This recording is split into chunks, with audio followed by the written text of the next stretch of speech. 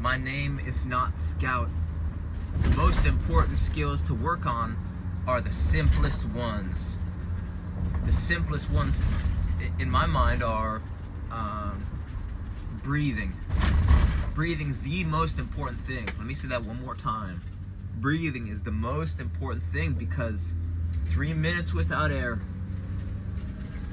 3 hours without shelter, or 3 weeks without food and water, you'd be dead. 3 minutes without air, you'd be dead. So if your breathing looks like this, if your shoulders go up towards the sky when you breathe, if your breathing looks like this, right? If your upper back and shoulder is going up, then you want to search this video called How to Breathe by Dr. Vranich. Vranich. And I talk about this in almost every single video I make, because it's just that important. And it's the one thing that I wish I was taught 27 years ago when I started playing soccer. And it's beautiful, because in 2 seconds, when she shows you Dr. Vranich shows you her belly breathing technique, which uses less energy than breathing with your back and your shoulders, this is going to immediately improve your endurance and stamina, because you're using less energy to breathe. Not only that, it's going to help you stay calm in high pressure situations on and off the field. So if you could only take away one thing from this video, that would be it. Next thing you want to invest in is a size 1 ball, or even a tennis ball. If you start to bring a ball with you everywhere you go, you're gonna get more touches. The more touches you get, the more mistakes you make. The more mistakes you make, in theory, the more you're gonna learn. So I call this a soccer vacation. Just by bringing a ball with you everywhere you go, you're gonna have more fun, getting more touches, be more relaxed on the ball. Right? It's like any time that you could be juggling, dribbling. This could be before work, before school, after school, before work, after work. Picnics, holidays, birthdays, barbecues. You bring a ball everywhere. You could just have more fun, getting more touches with your family, friends, anyone. And you'll notice that people will start to come up to you and just ask you to play with them. Right? They're trying to talk about soccer or get some touches with you. So it actually is a strategy for creating more joy in your life, because people will want to interact with you, especially if you can juggle with them. And it's just gonna help you have more fun in life.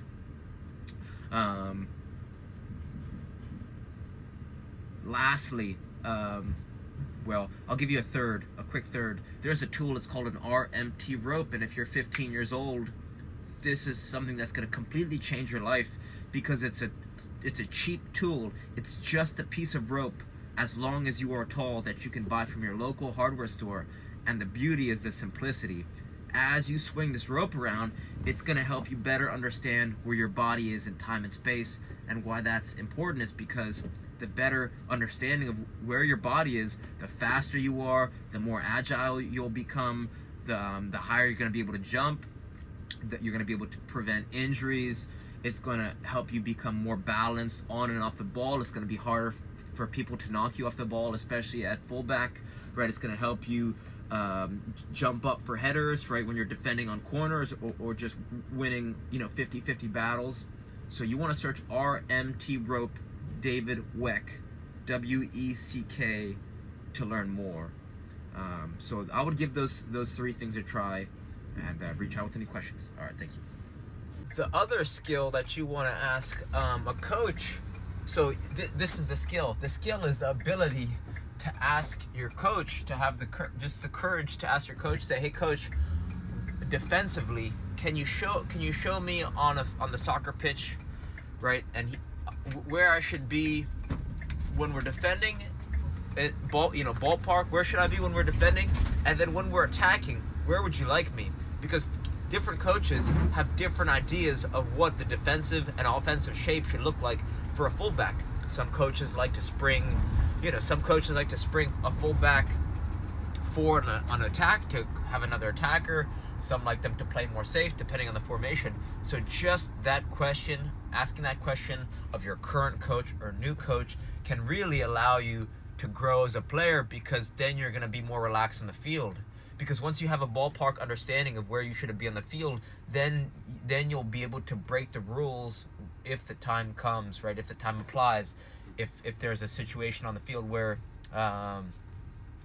you recognize where breaking the rules will benefit your team, and then you won't be afraid to do that, right? You won't be afraid to take advantage, because on the field you have to make snap decisions, right? It's not that much.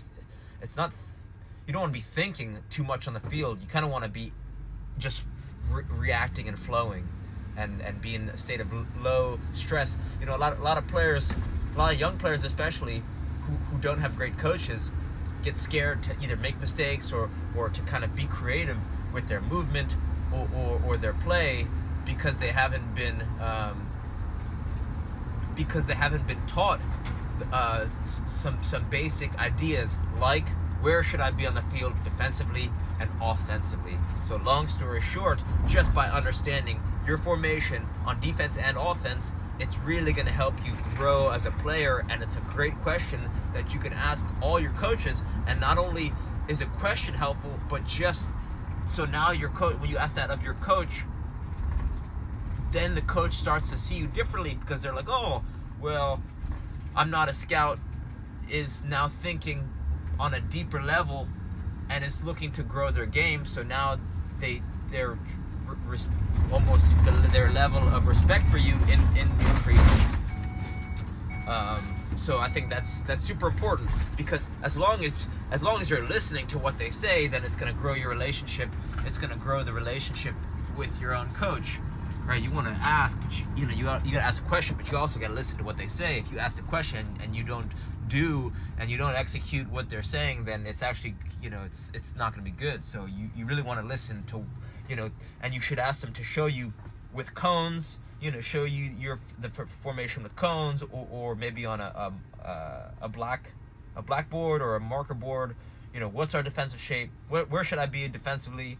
Like, where's our shape defensively, and show me our shape offensively. And then once you understand that, you should be able to put everyone right. You should have this is going to help you raise your soccer IQ, because then once you understand where the whole team should be defensively and offensively, this is going to help you maybe coach in the future, or just organize your team to a degree.